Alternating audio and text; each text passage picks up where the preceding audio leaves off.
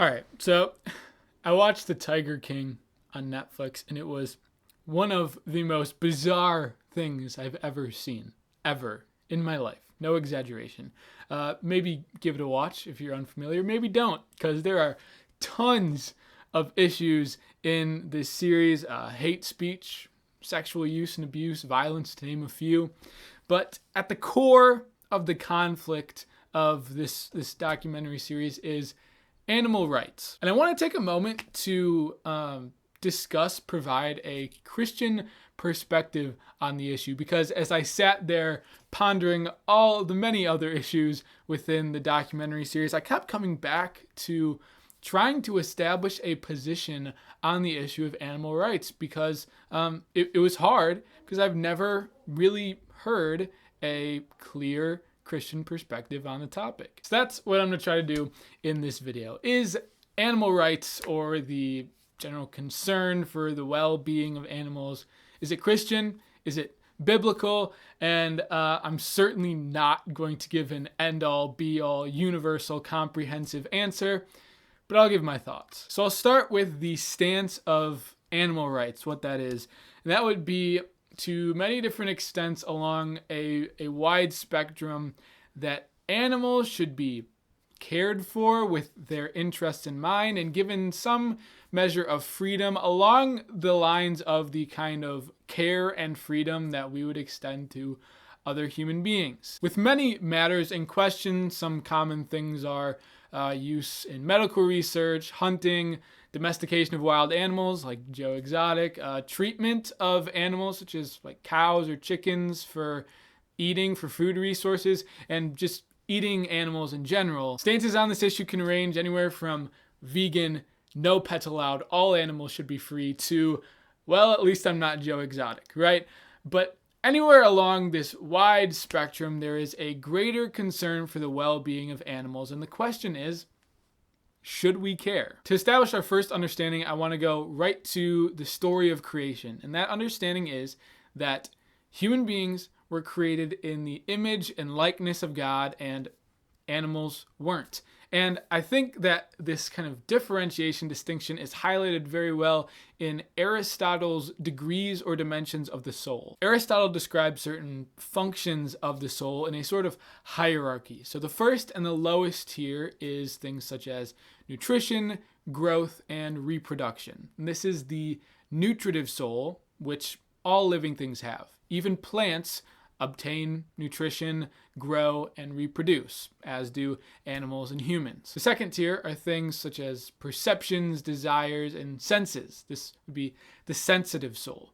Plants don't have senses. They don't experience pain or pleasure or have intentional pursuits the way that, a lion would hunt a gazelle, for example. So only animals and humans then have a both nutritive and sensitive soul. And then the top tier belongs to intellect, thought, and self-awareness, this being the rational soul. What differentiates animals from humans is that animals don't have an active self-awareness like we do. Like, animals don't consider their place in world history or engage in philosophy or consider the divine. Only humans have the ability for rational thought, an intellect and a will, which are reflections of God. So in this way, humans are higher ordered beings than animals. And additionally, in Genesis, we also see God gave Adam dominion over the animals, which is hard to define, but likely means some sort of superiority or control. So if we didn't look into the matter any further than that, it kind of seems like, yeah, humans can do whatever we want with animals.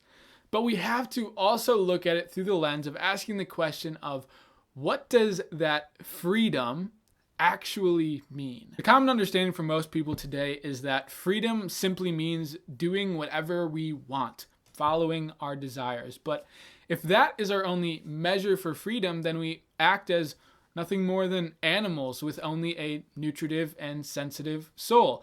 But freedom for human beings comes within the context as well of the rational soul. And that means that freedom is not just being free to do what we want or what we desire, but free to do as we ought, to do what we can rationally understand as the good thing to do. Now, in addition to that, I think we can also ask the question of what is a thing made for? For example, if you handed me this guitar, I could pretty confidently tell you that it was created for the purpose of making music. And if you handed me a sweatshirt, I could pretty confidently tell you it was created to be worn as clothing. And while the answer to that question is not as clear for living things such as animals, I think it's a good thing to consider. And taking all of these perspectives into account, the understanding of the position of human beings, a proper understanding of what freedom really means in dominion, and what a thing is made for, asking what the purpose of a thing is, what it was created for.